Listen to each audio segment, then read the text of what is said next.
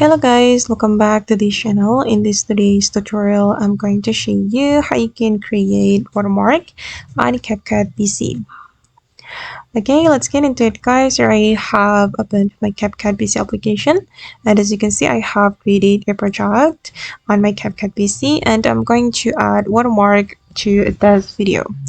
To add watermark, we need to go to the tags menu, and we're going to add text.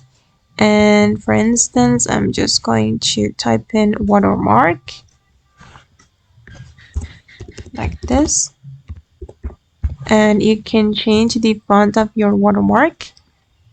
For the font, I'm going to choose for instance this one guys. Okay, and usually the watermark is transparent, so I'm going to make the text transparent. If you want to make it transparent, we can go to the opacity of the text. Okay, we can scroll down until we find the opacity. Okay, then you can reduce the opacity to make it transparent. Okay, I think that's enough, and I'm going to place it right here. Right, and now the watermark has been created.